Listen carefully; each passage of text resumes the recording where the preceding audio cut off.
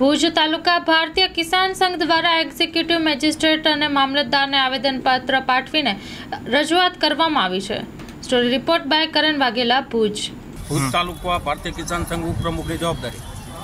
હવે આ વર્ષોથી કાયમી માટે દેસલપર ગામની અંદર કાયમી માટે વાડીની અંદર આવવા જવા માટે રસ્તો કાયમી હતો ને અત્યારે જે ગવર્મેન્ટ કે તંત્ર દ્વારા વિકાસ કરે એમાં કોઈ ખેડૂતોને વાંધો નથી, પણ કાયમીનો જે રસ્તો હતો એ રસ્તાનું ખોદકામ કરી વિશ્વાસમાં લીધા વગર ખોદકામ કરી ને અટાણે રસ્તો બંધ કરી નાખ્યો।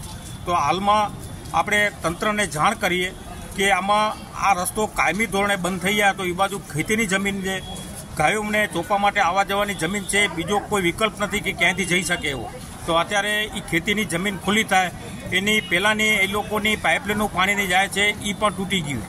તો હવે અત્યારે પાણી પણ બંધ છે, તો હવે એ કાયમી ધોરણે આનું સોલ્યુશન આવે ને ખેડૂતોને ગામજનોને વિશ્વાસમાં લઈ ને એનું કંઈ ગમે કંઈ નિરાકરણ આવે એ રીતે અમે અહીંયા સાહેબને મામલતદાર સાહેબને રજૂઆત કરીએ ને તે છતાં કાંઈ નિરાકરણ નહીં આવે તો સંગઠન એનું ભેગું છે ને આનો ગાંધી ચિંધ્યા માર્ગે અમને જવાની ફરજ પડશે।